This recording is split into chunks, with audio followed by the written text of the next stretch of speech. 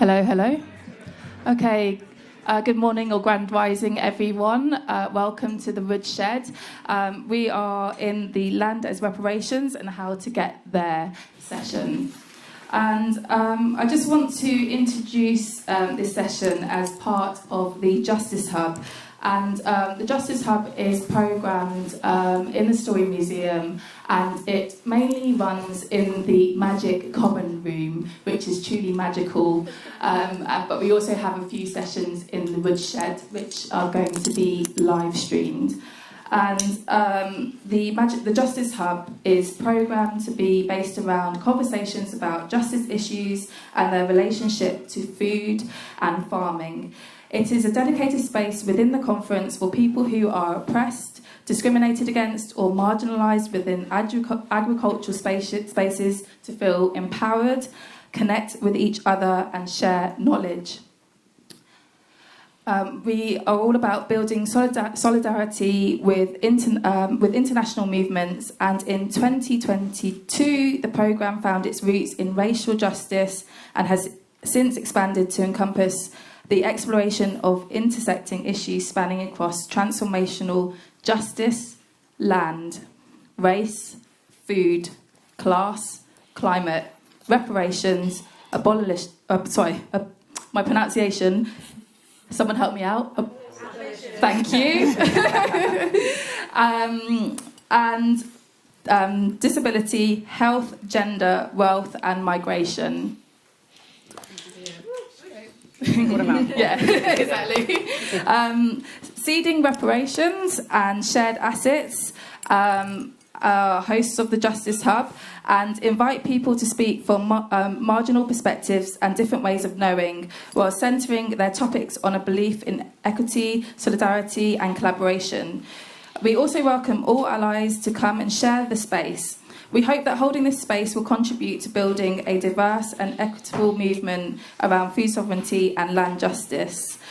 We do have some ethos of justice in this space, and just ask that we can be considerate of each other, and when participating, say for example in Q&A, we do just have some guidelines about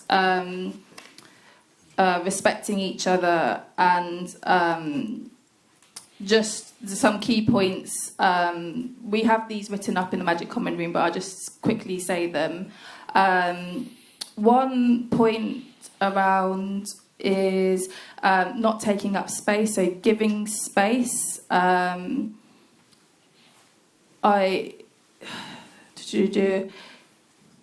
I don't think I need to really fully explain. We're all we're all here, and we all know what the deal is, I believe. So number 2 is respect the difference, respect differences. Number 3, language matters, and number 4, be responsible for your own actions. This is a shared space, and really excited to get this session rolling. So I won't continue to speak any longer, but just briefly, we are going to be welcoming this session.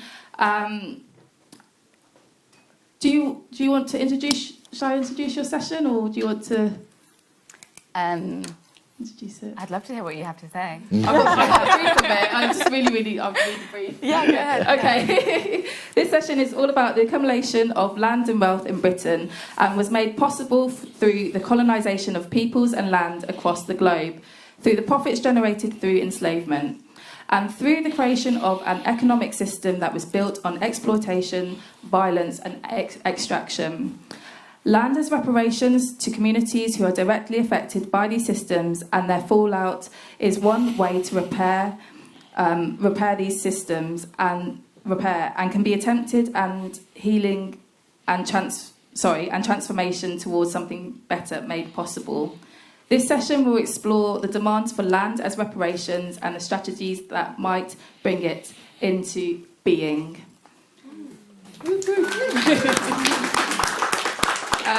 We've got some brief etiquette, so we've got some, raise your hand if you've got a question in the Q&A.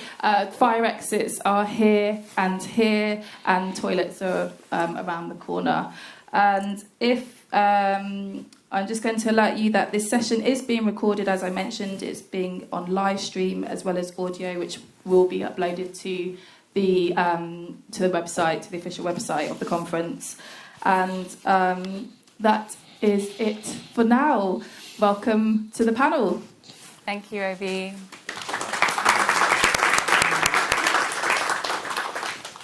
I don't feel like I'm microphoned at the moment. Am I supposed to be? It's okay. It's just for the recording. Okay. It's really great to be here and see you all. I feel really honoured to have been invited to chair this panel. Land as reparations. And I think before we begin, now I feel very microphoned. I think before we begin, I myself have just sort of arrived in this space. I find this space to be quite overwhelming most of the time, and I'm sure I'm not the only one. So it'd be nice to just settle into our bodies a little bit. So I invite you to join me in that. Maybe just pressing your hands together just to feel you are here, this is you. Pressing your feet into the floor, which is connected to another room, which is connected to another floor, which is eventually connected to the ground. And pressing your hands into your thighs just to really feel that connection, and might help to close your eyes.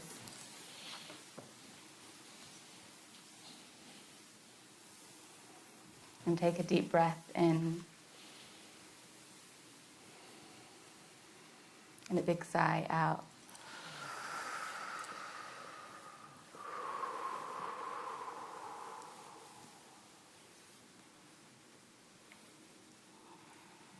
And just keep breathing and feeling whatever's inside you today. It's really welcome. All the parts of you that you bring here are really welcome. And you're exactly where you need to be right now.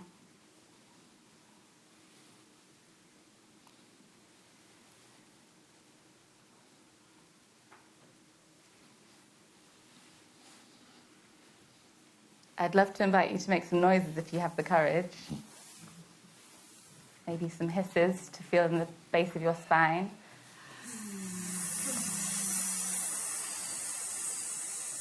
I had some hums.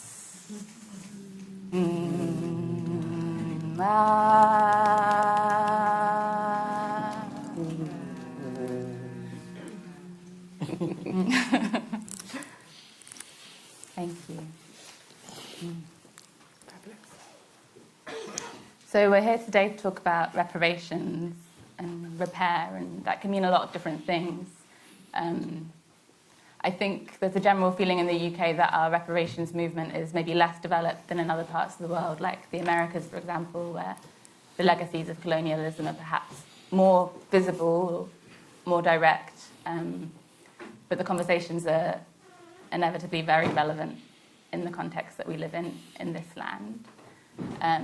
So our conversation today is going to be centering the land in that conversation of reparations. What does it mean when we talk about the land, and in particular, what does it mean when we talk about food and farming?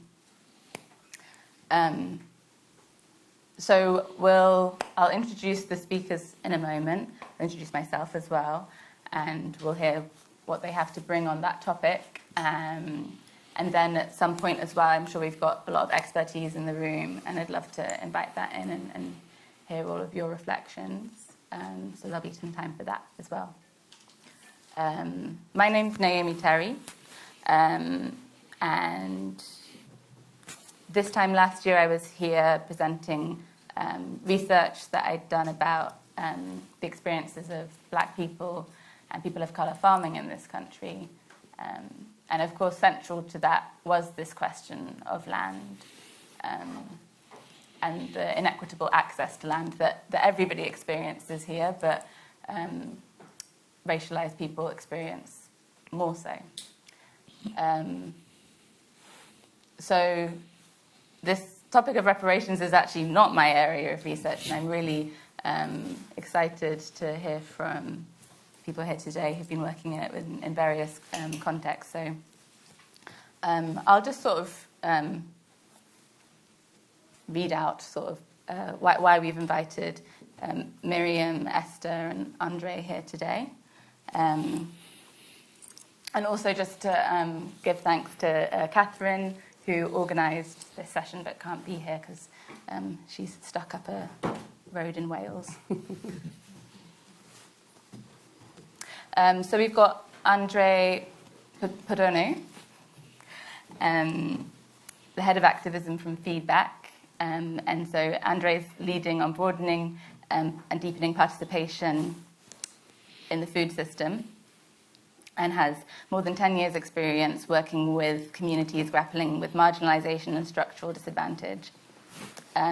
He was here last year, actually, as part of Seeding Reparations, if anybody was here for that session last year. And also has worked with Eco Talent, Sussex Surplus, Alchemic Kitchen and Green Futures, all seeking to ensure the food system transformation places anti-oppressive practice at its core. And then Miriam Rose is a global solidarity activist and researcher on the mining and metals industry as a core member of Foil Vedanta, and also manages the Hardwick estate in Oxfordshire, which is owned by her family. Miriam and her brother pioneered the estate's transition from private ownership, becoming England's first community-run estate. And then Esther Stanford-Xosei is a legal specialist and an international expert on reparations, offering a bold alternative thinking to reparatory social justice. Esther is a community advocate, educator, environmentalist, and our historian of the international social movement for African reparations. So I'm going to welcome your voices into the room now. And maybe as an opening question, I mean, you can feel free to introduce yourself in whatever way you'd like to. But what is already happening here in the UK when it comes to the reparations movement, and what has been your involvement in that? Yeah. Andre, you look like you might be ready to... Oh.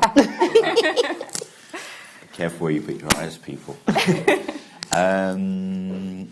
So, yeah, my work primarily has centered around working communities in often kind of central London, some international work with young people across Europe. And so engagement, I think, up until I joined the progressive food and farming sector, was primarily as a function of working on racial justice and really trying to support young people and people in the community to make the connection between contemporary injustice, historical forms of exploitation and abuse, and kind of using reparative narratives to really connect up those experiences of past and present, to think about how unaddressed harms continue to have an impact today. About 3 years ago, transitioned into the food and farming sector, away from the community sector, and was kind of really struck by the divergence in narratives between those which felt very familiar from a social justice perspective, those looking at the impact of those historical patterns of exploitation, and narratives around food and farming, which, in my experience, often failed to really make that connection to the historical reality, economic reality that we're living in today. Where did that initial investment come to build the capitalist mode of production that we live in today? And so my work over the last couple of years has been trying to really connect up those narratives, to try and bring in and introduce some of that thinking and that work and facilitate the integration. So a lot of my work, I think, has been supporting people to play catch up, I guess, and that's probably where I'm at. Thank you. Esther. Thank you. Good morning, everybody. It's really good to be here, my first time here. So in terms of activism in the UK, I'm involved with many different Pan-African, I would say, reparations organisations and movements for reparations around the world, not just here in the UK. I'm part of a coalition called PARCO, the Pan-African Reparations Coalition in Europe, and we were very instrumental in founding something called the Stop the Maangamizi We Charge Genocide Ecocide campaign in 2015, which is a Pan-African liberation advocacy campaigning formation of the International Social Movement for African Reparations.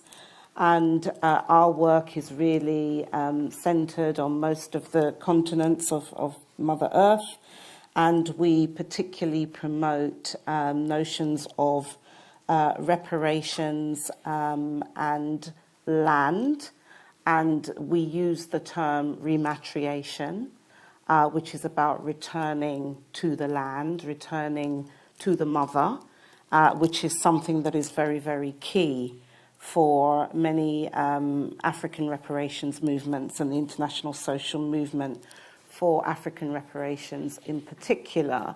And for us, the land claims that we have are because we have been dispossessed of land as a result of African chattel enslavement, colonialism and neo-colonialism, and the attendant dispossessions that has resulted in.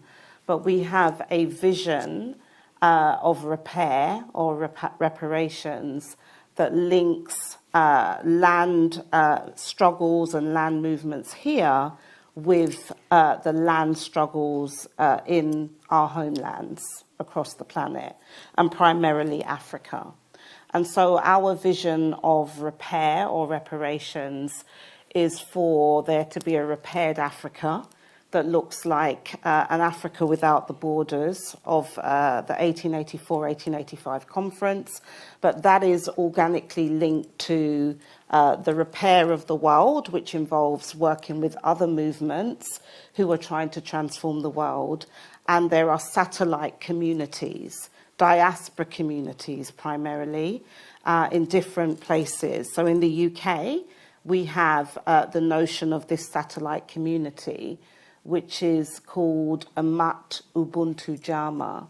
And these are communities that are advocating for access to land and land rights here in the UK in order to rebuild community, to rebuild our connections to land, which are very important for the restoration of our personhood, which has been very much impacted and decimated in terms of our value systems, our cosmologies, as similar to many other indigenous people on the planet. So for us, land is central to our existence. It's how we try and prevent extinction of our group and also of humanity and many other life forms, which we also see as our relations. And so that is really what the movement has been up to here in the UK. And this is not just in this time. My own PhD research in history is on the history of the international social movement for African reparations. And these ideas have really been prevalent amongst African reparationists organising in Britain from the mid-1700s. And every generation of activists that we've had since then has continued to articulate the importance of land for repair, for us to rebuild that which has been taken from us and that which has been fractured, which is our ability to commune, not only with each other, but our ability to be connected to the land in order to grow our food and to evolve and shape our culture, which is cultures, I should say, which are based on land. So that is really what I would say by way of introduction. And very specifically, I mean, there are different initiatives, but some of our activists in Bristol are currently championing something called the Zenzele Village, which is an intergenerational land initiative, because one of the ways in which intergenerational impoverishment happens and the intergenerational unjust enrichment is because we continue to be denied access to land and the ability to produce on land and benefit from everything that comes off of the land. And so that is a key initiative that is part of implementing the Bristol Atonement and Reparations motion that was passed by Bristol City Council in March 2021 that is connected to similar initiatives across the UK and particularly in London. So I'll stop here. Thank you, Esther. Welcome to your first year at RFC. Miriam. Hi everyone. I'm Miriam Rose. So I feel my part here is significantly smaller than Andre's and Esther's, but what I want to talk about is from my own personal experience of exposing the origins of my family's wealth. So I came from an activist background in targeting the mining and metals industry, particularly one British company and its mines all over the world. And that's what I've worked on for years. But my family own an estate in the south of Oxfordshire. So ultimately, I realised that I had to come back and deal with that situation. And with the benefit of my politics, thank God, and my anti-colonial perspective, me and my brother both decided that we wanted to undo the whole idea of aristocracy and of private wealth there, and we didn't want to be passing on what we've experienced as a burden, and so has a lot of our family, as well as a blessing in some ways. We didn't want to be passing that on to our children. So we started a process of trying to do what they've done in Scotland for a long time now, which is community-owned land. And I'd lived in Scotland for a while, so I had benefit of knowledge of that system. So we spent 10 years doing that, which has sidelined my activism quite massively. But, for me, coming from a perspective of seeing with my own eyes and lots of trips to Africa and India what neo-colonialism looks like and how, enslavement of people and colonialism laid the foundations for the way that we interact with the world now, for globalisation, for capitalism, for extractive capitalism, for the division of nations, like Esther's mentioned. I had to see the link between Hardwick Estate, South Oxfordshire and the rest of the world. And I always felt that I didn't want to, while I wanted to transform the ownership there, I didn't want it to just become a lovely bubble in the southeast of people doing a lovely little thing. We needed to be connected to the reality of the rest of the world. And obviously every piece of land in Britain is connected to the rest of the world because of empire. The wealth of the whole of Britain is connected intrinsically. So it was a few years ago when a local historian wanted to do a book about my great-great-grandfather, who was the one who got the wealth and bought the estate in the late 1800s. His name was Sir Charles Rose, and he's the character on whom Mr. Toad was based in Wind in the Willows. So this historian wrote a little biography, and he was quite a conservative historian. So he kept saying things like he was a merchant banker. So Charles Rose was developing pristine lands in Canada. And I kept having to stop him and say, you can't say pristine lands. These were all indigenous territories. So that was an interesting process in itself, having these arguments over how we define what empire was. But that was the first time I saw where the family's wealth came from, because none of us had ever questioned it. I think in a way it had been sitting on all of our shoulders, but we'd never asked the question, well, where did the wealth come from? So ironically, as an anti-mining activist, all the wealth came from mining. Mining and railways, particularly in Canada, Africa, India and Australian gold rush. So using his bits of research, I then went and did my own research into, especially kind of spurned by him saying, people weren't affected, or we can't say that people were. What he was saying is it's not documented. We can't say how people were affected. Well, when I just did my own desktop research, I found out it was very well documented, especially in a contemporary sense, because lots of people have gone back and done their history. So I could see how the gold rush in Australia had decimated the Wongatha people in Kalgoorlie, who were there before the gold rush, and they'd been there for 40 to 50,000 years. And all their food sources were wiped out, and the whole place was deforested. So that's a direct link. And obviously in Canada, where my ancestors were instrumental in building the Canadian Pacific Railway, these railways were designed to bring settlers into Canada and take the wealth out and create these grain prairies. And obviously that decimated First Nations people, as we know, in particular the Blackfoot people. So I could trace my own links. And I have tried to make that a key part of what we do at Hardwick, and every time I've spoken about, and I've spoken at the ORFC last few years, about the whole community ownership thing, I've always talked about this element of where the wealth came from, because I feel that's part of the transition that needs to happen. We have to see the countryside in the honest truth of what built that wealth. If we're going to move on to a more democratised and open ownership and governance and access to land, because I think one of my view is that one of the things that makes the countryside so undiverse is that aesthetic of estates with the big house and the big gates, and it all evokes that period. So to me, being honest about that and then letting that reality inform the way we take decisions now, the aesthetic of the place, what we, you know, how we stand in solidarity, whether we actually do some kind of reparations project, which we haven't yet done. But what I have been doing is putting any money that was raised from, that's come from any of the kind of family wealth, I've put that all into a pot to be used for something, whether that's a project in the UK or whatever we do. Anyway, so that's my little angle on it. And I think the thing I want to make really clear today is that, of course, at first I was filled with feelings of guilt, inevitably. But relatively quickly they resolved into a feeling of lightness, like I'd lifted something which was actually there anyway. It was heavy. And, you know, I felt lighter for seeing that this was not me. You know, I was not my ancestor. I'm a person born in the 21st century. I've been born into this family. And I'm just called to do the best I can do with the situation I'm in. So I don't need to feel personally responsible for the past, but I am responsible for the present and what I do with that knowledge. So I found it liberating. But I do think you need to move through a phase of feeling heavy initially. So yeah, I think that's me.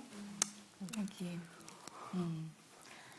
So yeah, I see reparations as a topic that has the opportunity for a lot of feelings of liberation and openings. There's also a lot of nuance and a lot of paradoxes as well. And I think as a mixed race person, I really feel those paradoxes in my body. And I'm curious to know what you guys think of as the different dimensions of reparations. So when you think of reparations, do you think about the material aspects? Is it about knowledge? Is it about emotions? Where do we centre our discussion around a particular dimension? And also, what's the directionality of this? Are we talking about who is doing the repairing? Is something for everybody to do? Is it something for more for some people to do? And who is receiving the repairing? Is there anybody that would like to speak to that? The different dimensions of reparations. I can start.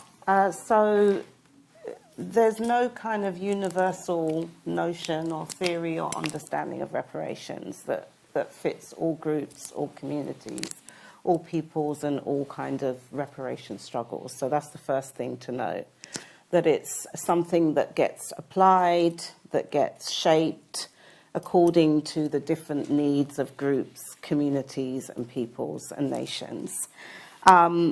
But that being said, there are some kind of commonalities. And one of the main, as African reparationists, we use two main frameworks on reparations. We use the international law perspective, the United Nations guidelines and principles on the right to a remedy and reparation, which identifies that reparations should be holistic, multifaceted, and involve 5 key aspects: stopping the harm, what's called cessation of violations, restitution, so land redistribution comes under restitution as a principle of international law and reparations. Obviously, there's notions of compensation, which is not just about money, but it is about putting an economic value on harm or dispossession, injustice. In many ways. Then there's the notion of what's called symbolic reparations, otherwise known as satisfaction. And then for me, the most important is the guarantees of non-repetition, right?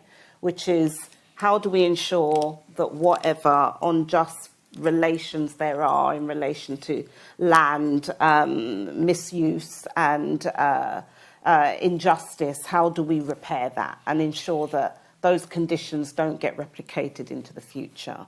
So we use that, and then we also use notions from African theorists and political scientists, such as Professor Chinwezu, that emphasises the root of the term reparations being repair, okay? And that repair being holistic. So as an African reparationist and conscious of the fact that we recognise that much of humanity has come out of Africa, we take a very holistic approach to reparations. So it involves everything. It involves land, it involves repairing economics, it involves repairing relationships, it involves repairing culture, it involves repairing all of the systems of injustice. Everything, literally holistically, mentally, culturally, everything. But also, it's important to recognise the cognitive justice and why specific groups, for them, repair has to embrace their own epistemologies, their own knowledge systems, their own languages, their own conceptualizations of reality. And even this notion of property and ownership, and whether we should even think about owning land, is really foreign to many peoples on the planet, because we see land as being alive. We have a relationship to land as a mother to a child, and you don't sell your mother or you don't buy your mother. That is taboo, and so part of the repair is about recognising the right of peoples and groups to shape reparations in their own kind of people's trajectory. And so we also recognise that repair is also about repairing the kind of the divisions that there are, not only in amongst humans, but in the way in which we relate to our environment, to Mother Earth. And so in my activism, we have popularised the notion of what's called planet repairs as a dominant paradigm shift that we are part of effecting on reparations and reparatory justice.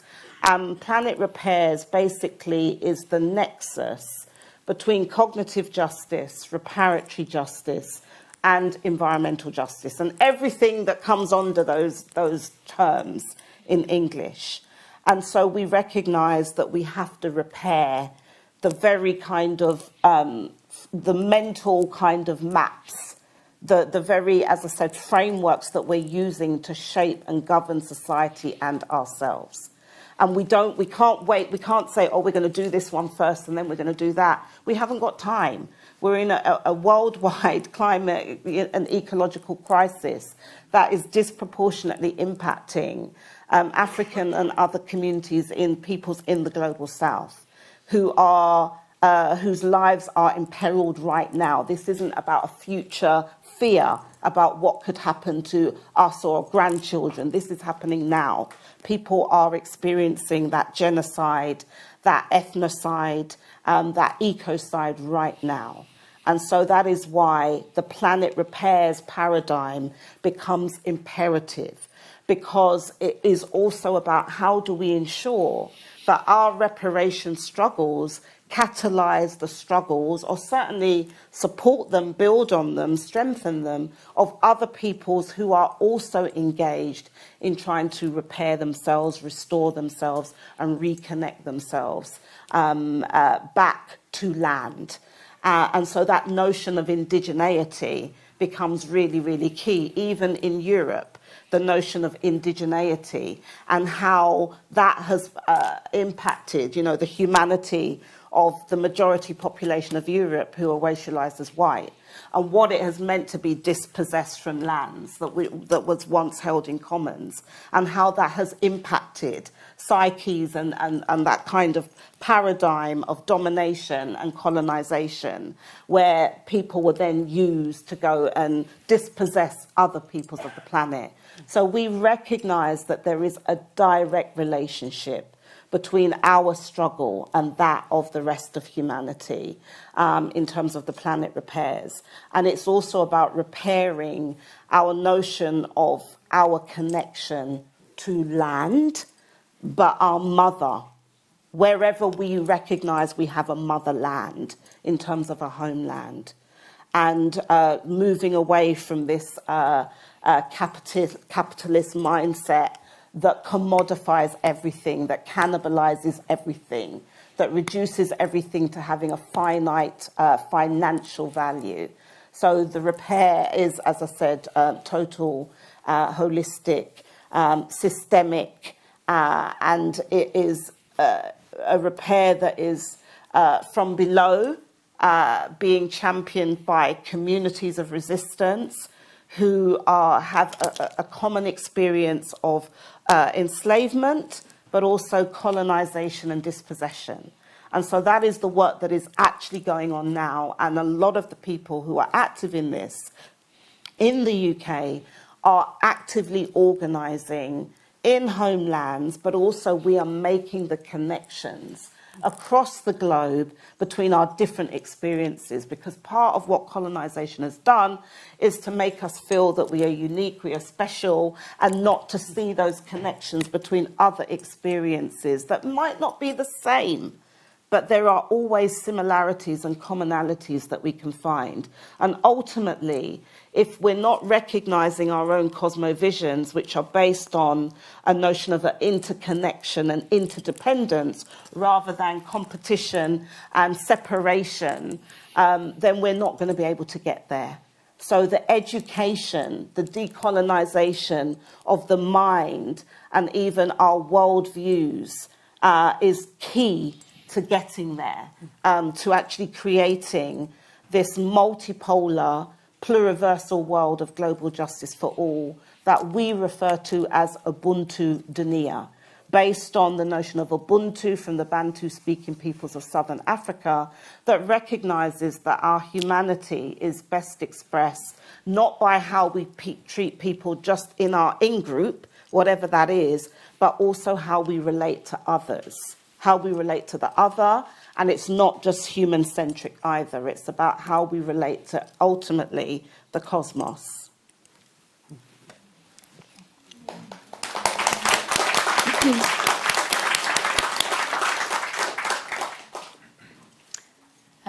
Andre, I wonder if you would like to add upon that, and maybe also bringing back sort of how or why, when we talk about food systems, it's particularly relevant. Yeah, sure. So, yeah, I mean, I think you can see the richness of, I guess, like theoretical understanding, input, and, you know, kind of in a very holistic way, that there is like a spiritual as well as a cognitive connection to this, multiple different types of connection, kind of across communities in different locations. So, you know, really trying to, is really important for organisations like Feedback when kind of beginning to start thinking about terms as big and as rich as reparations, that's held in, and that there's like a degree of humility in the approach to the table as you begin to start thinking about something about reparations. And I think that's been like one of the defining, I guess, facets of the standpoint that we've tried to build, is like for organisations and for actors who've been working on the environment for decades,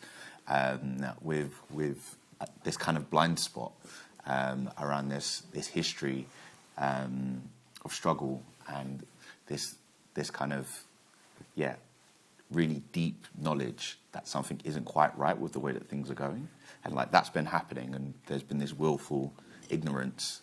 In that kind of making that approach, there has to be an incredible amount of humility in kind of approaching this topic. And so I think what that's meant for us is that, at least initially, what we've been trying to do is think about what is it about this moment that really defines like the relevance of our work towards reparations as a topic, as a movement, because in order for this not to be an act of white saviorism, we need to be able to accurately identify our own self-interest in the approach. Like, what is it about reparations that really aligns with progressive food and farming actors who, up until now, have been largely focused on quite traditional focus areas. So we begin that analysis and we start thinking, and one of the things that really comes out quite strongly is how much of our work is about resisting the totalizing impulses of capitalist production within our food system. All right, and this is something really highlighted really strongly in the works of the theorist called Aimé Césaire, the colonial writer, and he talks about this kind of voracious hunger of the capitalist system. It'll consume everything around it until there's nothing left. There's a vacuum surrounding it, and that vacuum eventually is what leads to systemic collapse, because there are no natural breaks between the system and the risks that those kind of buffers would have protected it from. And I think really thinking about like the impacts of that totalizing impulse within our food system is like so pressing and so important right now. The task that we have is not just to combat specific bad faith actors. It is to think about how actually can our food system support plurality in systems of ownership, relationship, care, in the breakdown between rewards, risk. Like the kind of, there is a reason that so many of the largest companies in the world are based here in the UK, and that's because our property laws are just incredibly robust and incredibly strong. And what they do is they shut off avenues for those other ways of being and doing and other forms of relationship to gain a foothold or to resist the power of capital. All right, so that's why, like, so many of these large, like, why are we one of the largest financial centres? Why are we the country that implemented the Slavery Compensation Act as opposed to other? It wasn't every colonial nation that implemented something in the ilk of the Slavery Compensation Act. What that essentially said was the only way for us to stop harmful activity is to purchase the property, because we cannot violate the principles of private property. We cannot violate that. That's what the Slavery Compensation Act said, was that property is sacrosanct, and the only way to end this, doesn't matter how fundamentally inconsistent the enslavement of human beings is with our moral beings, the only thing that cannot happen is that private property cannot be expropriated without fair payment. Once you understand that, you begin to see that, like, this particular moment right now is incredibly risky for people like us who care about the environment, who care about people, because we have a vast swathe of economic activity which is currently taking place, which we know needs to stop, and which we know that this system currently believes has a right to continue while people have that property, and the only way to make them stop or to make them give up that property is to pay them for it. And so what happens, I think, when you begin to engage with reparations from the perspective of mainstream and long-standing food systems organisations, is you realise that the harms that were unaddressed in the past are exactly the harms that are about to bite us in the backside right now. I was forwarded a link of an article from Planet Tracker, I think it was, which was asking, should we be paying fishermen not to fish?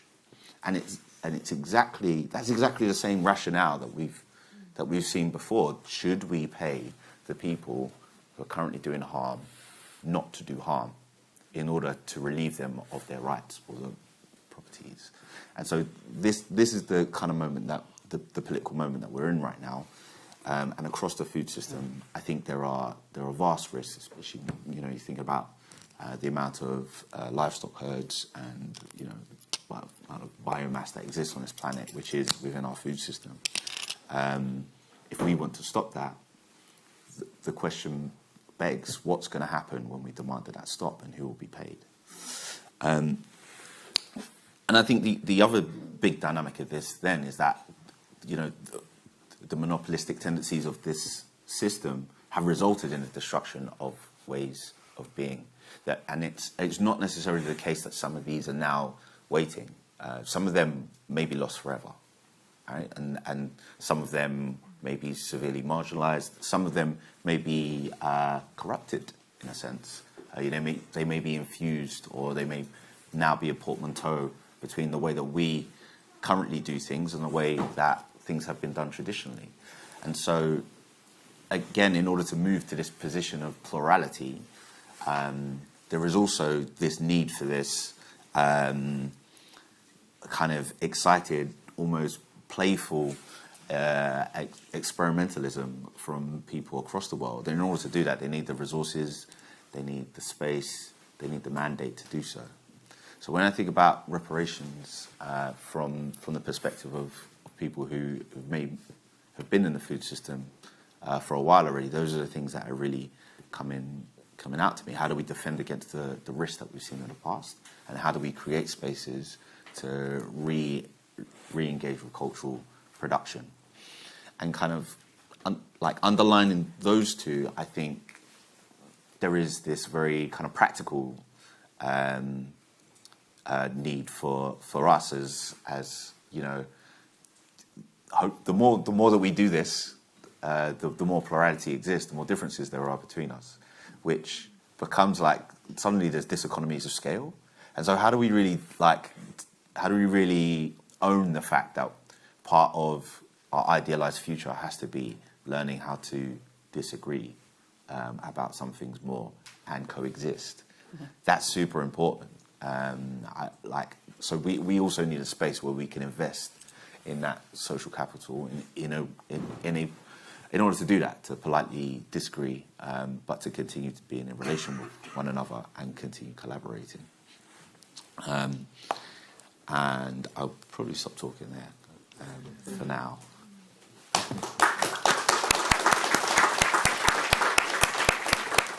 Thank you, Andre. Well, we've really gotten ourselves into quite a mess. And I think we've also begun to paint some of the openings that exist as well, and the opportunities. I don't know if you wanted to add anything there. I'm kind of thinking. I can do, unless you want to move it on to. Well, I think maybe actually, just in the interest of time, I'm curious to allow you guys to have a bit of time for reflection and feeding back and further questioning. Can I just add one thing? Yeah. I'll slim it down to one thing. Yeah. Which is that I think, what Esther, hearing you speak now, reminded me of another talk that you gave, and which really inspired me, which is about, thinking about indigeneity and the repair that's needed for all of us, those of us racialised as white European as well, because one of the sad things for us is that we have also lost our indigenous connection as Anglo-Saxons or whatever our cultural background is, long time ago. Mm-hmm. And for me, a big part of being able to, of taking a different perspective, was being involved in a First Nations sweat lodge tradition, which interestingly came from the Blackfoot, who I later discovered my own ancestors were probably trying to eradicate. Mm-hmm. So that's an amazing bit of, something coming back around. Mm-hmm. And I'm, I feel very, very honoured to be learning from the traditions, which maybe my ancestors were trying to get rid of. But it's through that understanding that land cannot be owned, that we are, the earth is our relation. Mm-hmm. That way of, that's something that we've lost. And if we aren't able to see the earth in that way, we won't be able to repair the damage that we've done and the damage we've done to ourselves. So actually, reparations or decolonisation of our minds is an opportunity for all those of us racialised as white as well. And that the invite that I remember you making, Esther, in another talk was, you had a difficult question from the audience, and you said to this person, look, I invite you to that we all have a shared cultural history. If you want to reclaim your cosmology or mythology, you're invited to learn from African traditions. And I really loved that, and it really inspired me. I thought, yes, because this is the opportunity, is that we've all lost our indigeneity. We all need to try to regain from each other what that meant and what those perspectives were. And so there's a great opportunity here for all of us. Does anybody else want to respond to what each of you all have been saying on the panel in this moment? I'm sure there'll be other moments too.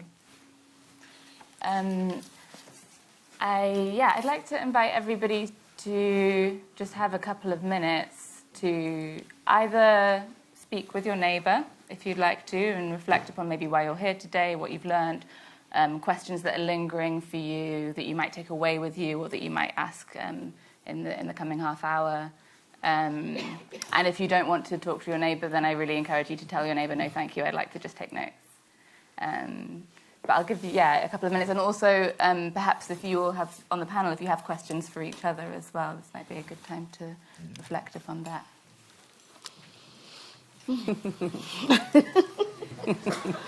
Yeah, it's awkward when you're mic'd up though, isn't it? Because everyone will be hearing your...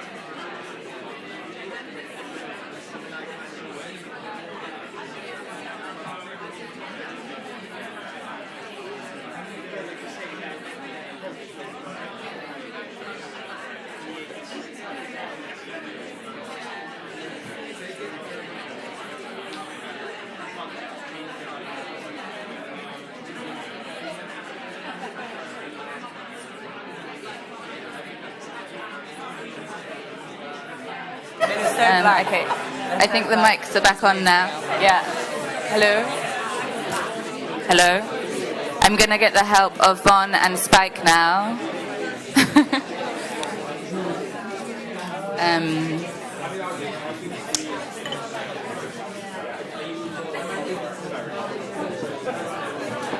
Love the buzz of energy. So if anybody just needs 30 seconds to collect their own thoughts and collect a question or a reflection that you want to share back to the panel, now is the time.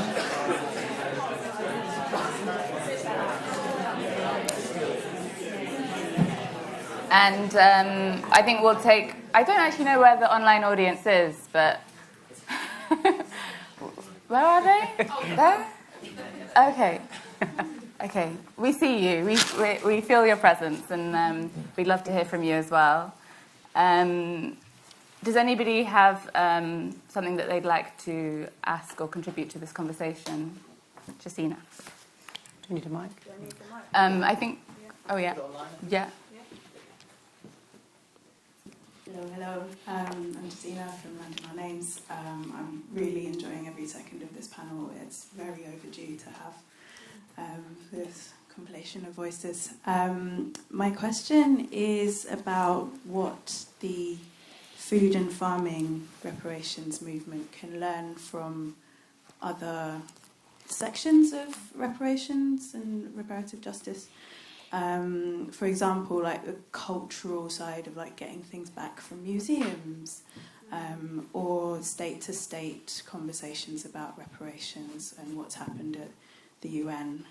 I think this is primarily for Esther, who's got the most experience in the sector, but I'd love to hear what has inspired people from other areas of reparations justice. Thank you. Esther, do you want to respond to that? Yeah. Sorry, thank you for your question. And just thinking about my response, what can be learnt? I think the key thing, for me, I've been reflecting a lot on how I've seen discourses, public discourses on reparations. You know, we're talking particularly about food and farming today, but generically, in the last 24 years that I've been active as a reparationist. When I first started out as a reparationist, this was not a mainstream conversation at all. There was only one organisation in the country that had a pro-reparations position, however we understand it, and that was Anti-Slavery International. And I went on to become a board member of Anti-Slavery International. So we've seen huge growth. So in answer to your question, what can be learned, I believe that learning is already happening. It's already here. That moment is already here, because this kind of discussion panel, all these connections and all the other organisations and institutions and movements that now exist just wasn't fathomable back then. It really wasn't. And that's the beauty of us seeing the change and the transformation in our lifetime. And some of us, you know, will take some credit for actually helping to convoke that radical public imagination where it becomes normalised to actually identify with reparations and repair.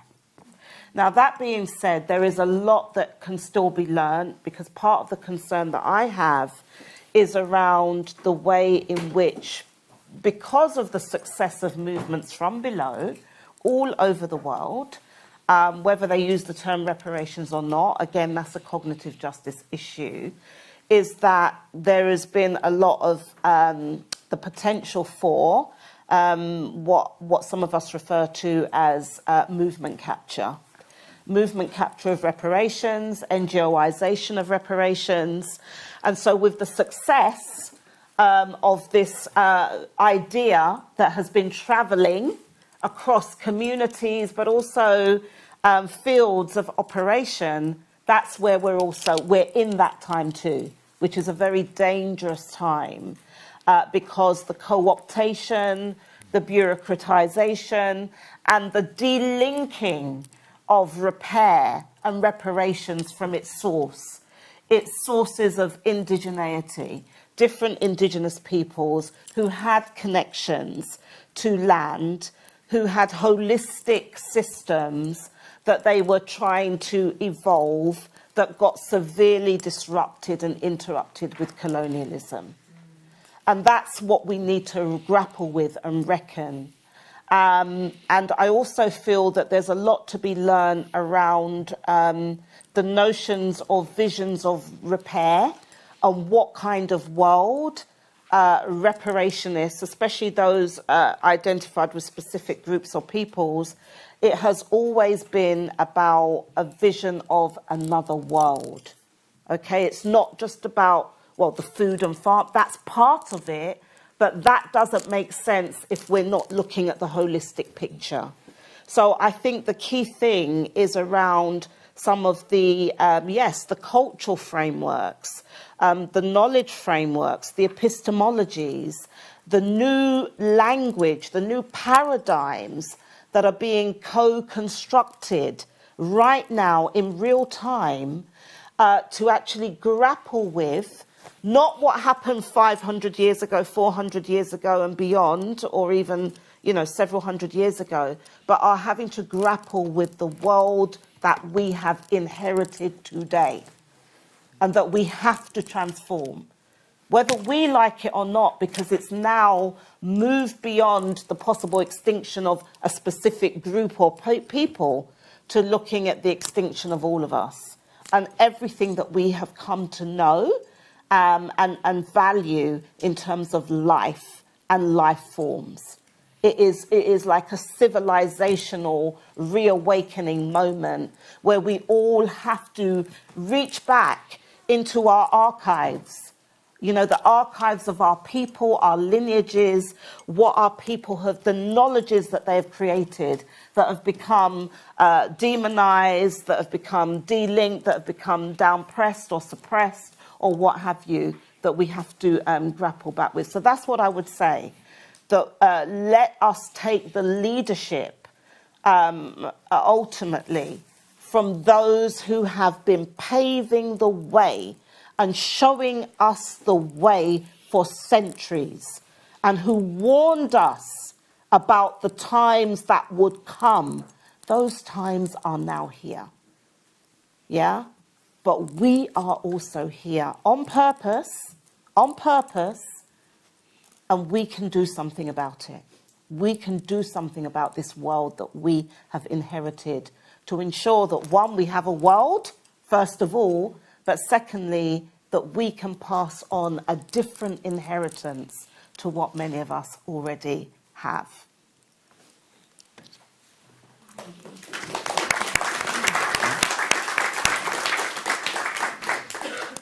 We'll just hear from Andre, and then I'll take a question from the online.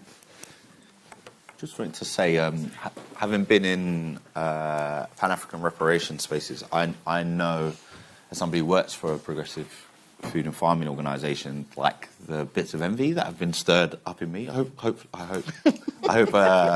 good envy, good stuff, not the bad stuff. And I think there's been two things. Firstly, having this clear genealogy or a clear understanding of where the movement has arisen from. And I mean, maybe this is me being idealistic, but I don't know. There's something about the genealogy. I think of like the movement here in the UK, which seems to have this huge blind spot around colonialism. And I just think, to me, like it's mad to me. I was recently reading a contentious book by a Guardian columnist about the future of the food system, and I was reading it, and I was like, where on earth is that understanding of like the colonial context in this book? It's kind of outstanding to be harking back to 18th, 19th century and not talking about what was going on. Like the nation that you're describing didn't really exist. It was an empire. Its boundaries, So I think for me that genealogy and that understanding of like the roots of the problem, like if I could have a bit more of that in my daily life in the sector, I'd have a little bounce in my step. And the other thing is the sense of internationalism. Sometimes I fear that we have fallen into the trap of believing that we can only be in relation with working people of the global majority if that's mediated by a large white NGO. Like in some way that it's not safe. And you know, when I go to a Pan-African Reparations event, I'm often struck by like the contributions in the videos of people on the front lines in the communities, and having those direct relationships with people, I think for me is a marker that you are really working to think about how you can walk lockstep into the future. And I think we need to do better at that. We need to know that it's not scary to be able to pick up the phone to somebody on the other side of the world and ask them what's going on.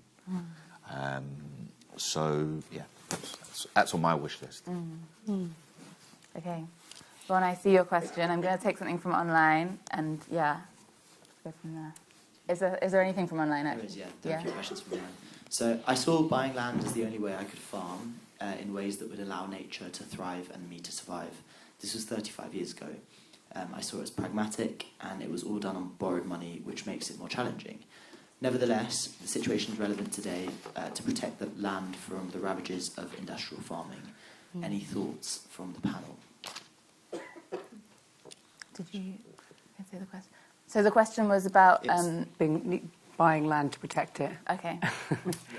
I mean, yeah, I can just give my brief thoughts. I mean, this, is what we've discussed, is that we are living in a capitalist, property-based system. It's you can't really acquire land without buying it. So this is the reality, and you have to have a foot in both camps. You have to be operating in this system, be forced to buy land and own land, but also have a foot in understanding that there is no such thing as ownership of land. That actually is a nonsense that makes no sense. So I think it's... Unfortunately, we haven't deconstructed capitalism altogether yet. Hopefully one day we'll live in a world where that is the case. But while it's not the case, we have to try to sort of operate with a foot in both worlds, not forgetting what feels morally true.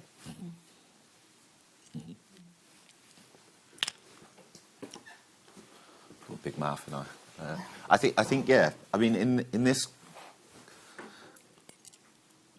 I think one of the really interesting questions for us as a movement moving forward is what are the collective structures that we have to enable that to take place.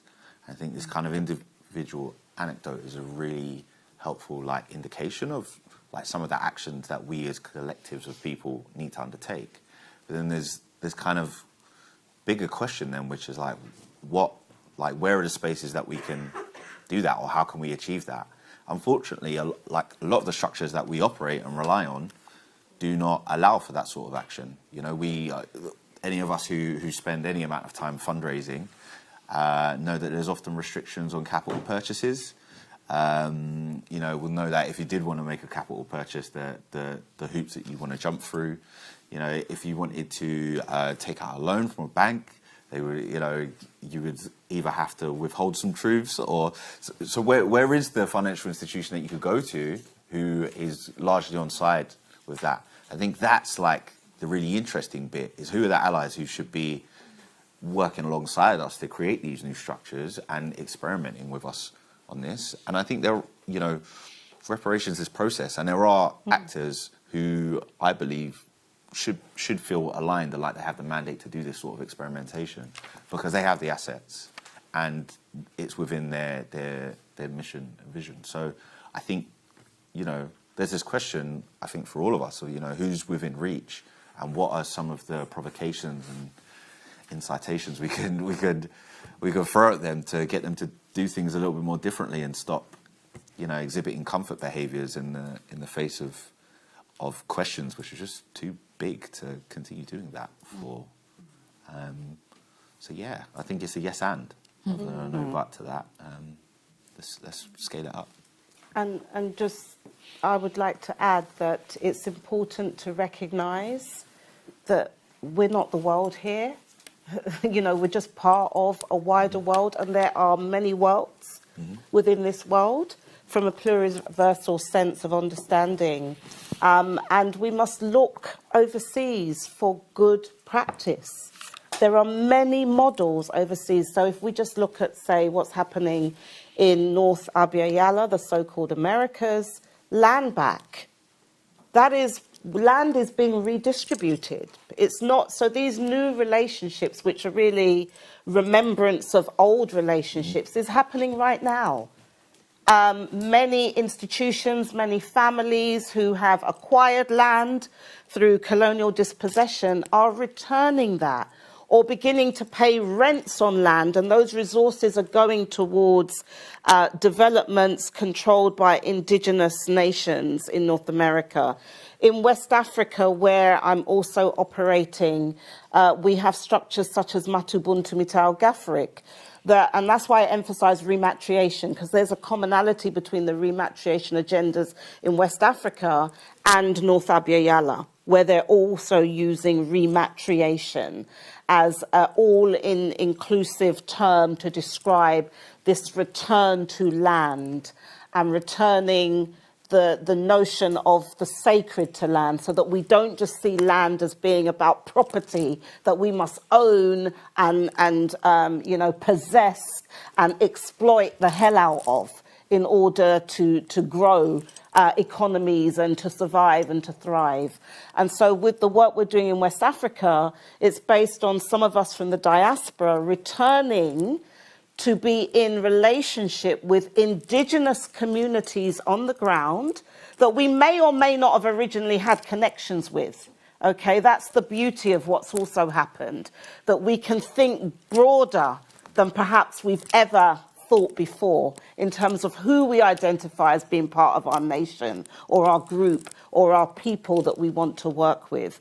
And this return to land and returning into indigenous communities is not based on owning the land, but it is based on being back in relationship, which in a capitalist context is a relationship of struggle, because those lands are also being threatened. The people there are also resisting agribusiness and the corporate corruption that goes with many state kind of enterprises where they're kind of just decimating the earth. And so that is important to also remember, that the world that we're fighting for is already here. But we have to, I think, broaden again our imagination, our public imagination, which is about building also the political will on the basis that there are alternatives to what we might currently know and live that exist elsewhere. Thank you. Can I just get a show of hands to see how many questions in the room there are? Okay. Probably won't get to all of them, but maybe if we take two questions, so Von and the person with the stripy jumper in the second row, and we'll just hear both of your voices and then have responses from the panel. Has somebody got a microphone?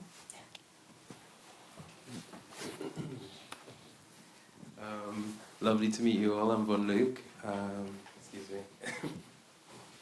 So just tying in everything that Andre and Esther said, kind of wanted to redirect a question to you, Miriam. You mentioned that with reviewing the estate, that you've been able to kind of create a pot of money or a pot of resources. What is the vision for the future for that? I was wondering what direction you're going to go with that. Yeah. Okay. Can you hold that? Yeah. I can remember that one.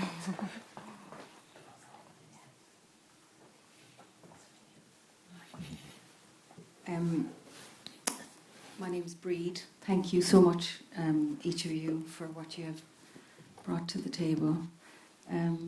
Esther, I'm excited to hear you talk about broadening the imagination, and the word that came to my mind was broadening our collective imagination. That really struck a chord with me. I have a question for Miriam as well, and it's about wealth holders. And my question is a little bit different to the attendee down here beside me. It's considering being a wealth holder, and there are many in this country,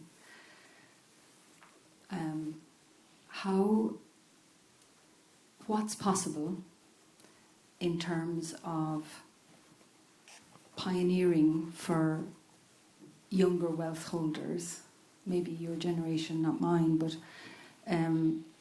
what's possible in terms of bringing other wealth holders on board to support, for example, with funding or however it might look with Esther and Andre's groups, and the bigger perspective of our inherited world and how we can bring forward the new paradigm more quickly, which is already here, but how can we expedite that with present wealth holders in our systems?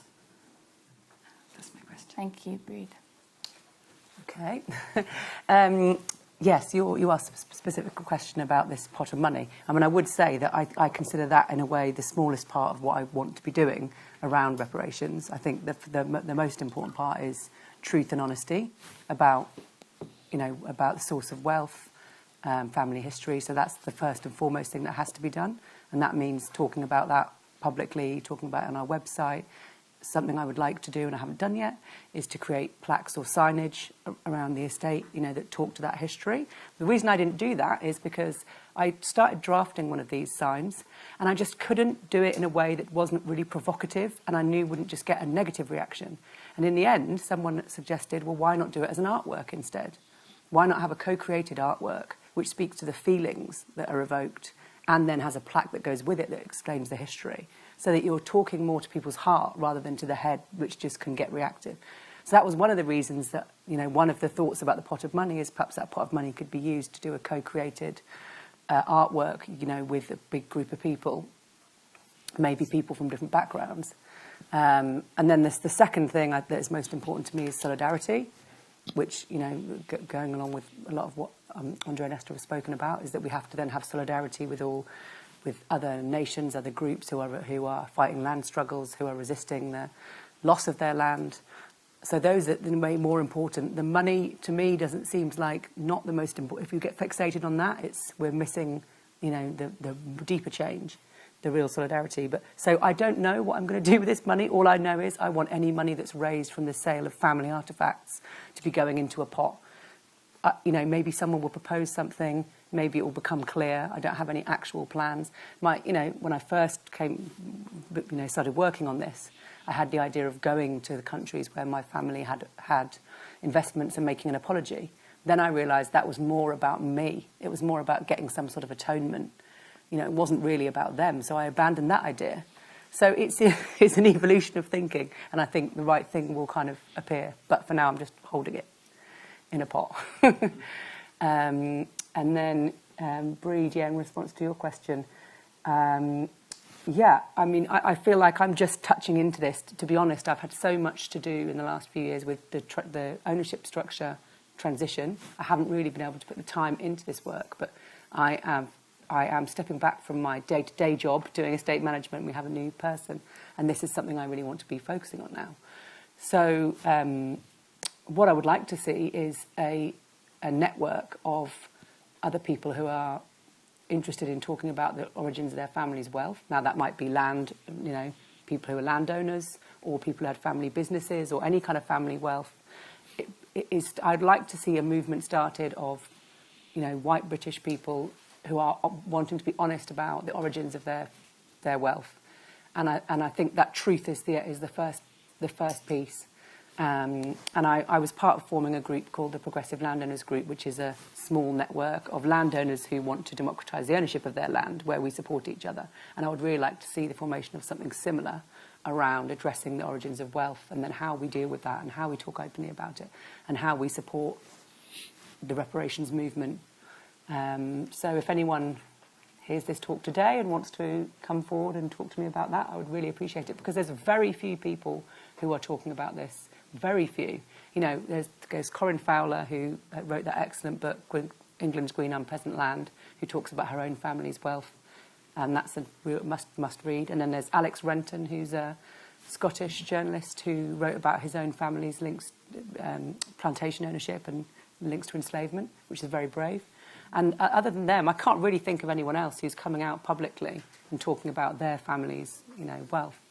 So I would like to see a movement starting, and I do feel like, I hope that there's a generational shift going on here, because we are more emotionally literate, we are more aware. So I would hope that my generation would be more able to talk about these things. But I think the other thing that obviously massively needs doing is work in schools around the curriculum. Our curriculum is still so biased. If the starting point is still thinking that Britain developed the rest of the world and brought railways to India, we're on a hiding to nowhere. So we've got to start challenging the education system to get even just some understanding of the root of the true history. Thank you. Do either of you have anything you want to say on those questions? Yeah, I do, around wealth holders. So part of my work as an educator is to work with many different constituencies, and more recently I have been working with networks of wealth holders. So there are movements like the Good Ancestor movement that provides a lot of support and education for wealth holders around exploring origins of wealth and then what happens after that. And they promote this notion of radical redistribution. And I've come up with a whole framework, including repairs, that I've, commented on and provided some feedback to. So there are different networks like that are going on. But what I would say is, as I said, as an educator, is we must continually be learning. Okay, action learning about reparations, if we're going to use these terms, even in a basic way, because the more and more we learn about reparations is the more and more we realise that it must involve not only redistribution of wealth, but also power. And even that power to decide what happens to wealth that we may have inherited, and be doing those journeys on the origins of wealth, and that the decision-making has to move from just being, say, the families or the individuals to now looking at collectives. And in our work, in the Stop the Mangamese campaign, and also groups like the African Connections Consortium in Bristol that is championing the Zenzele Village Intergenerational Land Initiative, we promote the notion of what's called restituted. We talk about African heritage community restituted resources, but I'll just focus on the restituted resources. So when there are wealth holders who discover wealth in whatever form, land, other types of property, etc., then there must be some kind of cognitive growth or process whereby there's a recognition that some of that wealth, if we're going to truly effect repair or reparations, should be redistributed. The question is how that happens and to whom does it get redistributed. And with more and more research that is being done, there are different options. Sometimes it is about building links with the communities who were originally dispossessed or otherwise harmfully impacted by ancestors, and really building relationships with them to develop, joint enterprises, joint initiatives, around what the repair looks like, that is also consulting those communities and groups as to what they would like to see. But that in itself won't necessarily tackle the sort of systemic objectives of reparations and the guarantees of non-repetition, which is where you would go beyond. You would probably need to go beyond that kind of initial pool of identifiable, what we would call in law, international law, victims, okay, and survivors in this case, to looking at whole groups of peoples, whole communities, whole areas, sometimes whole regions of the world that continue to be impacted by the actions of people that we may have a relationship with. And that is a kind of longer quest. And the two can be happening simultaneously. So I guess the point I'm trying to make here is that what happens to restituted resources, and why are they restituted resources? Taking this notion of restitution, which is to return to restore to put back in a position that a group or a community would have been in but for, and that includes dealing with unjust enrichment that many wealth-holding families continue to benefit from, but also the opposite to that, which is the unjust intergenerational impoverishment of specific groups and communities, okay? And so the principle of reparations recognises once we know that, there then has to be a recognition that these resources don't really belong to us or the individual family, that these resources have been acquired because there has been some type of expropriation from other groups, in which case the power redistribution and also divesting oneself and one's families of that power to be the all-determining, this is what we will do or this is what we will not do. So reparations requires relationship and restoring or repairing or creating new relationships that are where we can, construct mutually, beneficially, co-construct, co-create that future that we want to see.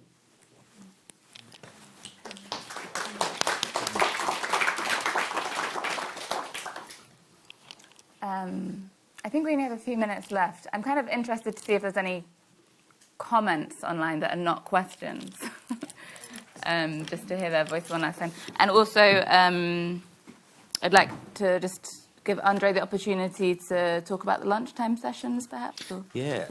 Yeah. So, again, this kind of theme of like collective versus individual, and particularly for progressive food and farming organisations where, a lot of us are entering these conversations.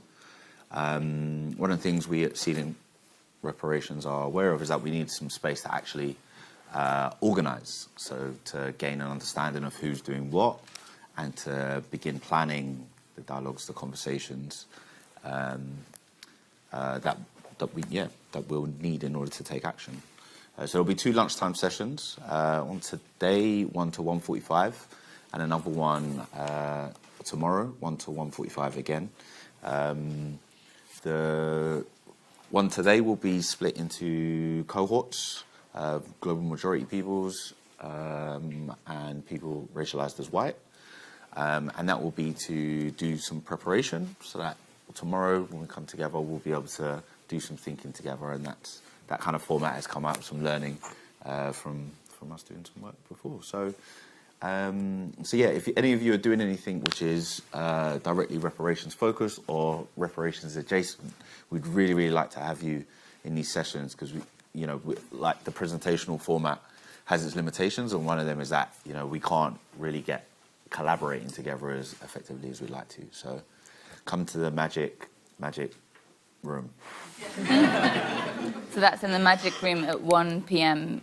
on each day. 1 p.m. And it's hosted by Feedback, is it? It'll be Seeding Reparations, which is a collaboration between a number of organisations. Cool.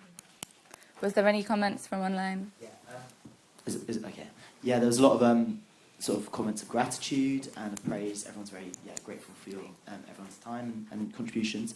A lot of people were sort of expressing a desire for community in different ways. And I suppose Andre, with your invitation to different talks that addresses that as well in part, but also people wondering, I guess, speaking amongst each other to talk about how they can move on with their own identities. And but yeah, mostly just people thanking you for such a great talk. Yeah. Thank you. We appreciate you guys for showing up as well. Quick sum up. We've heard a lot about how we exist in connected but distinct communities of struggles. It's happening now. Repairing our knowledge systems is key. We must dismantle the problematic notion of property, and relinquishing wealth is relinquishing power. And I think most key for me, what I've heard, is that it is a waste of our lives if we use our time here to make the same mistakes that have already been made. Absolutely.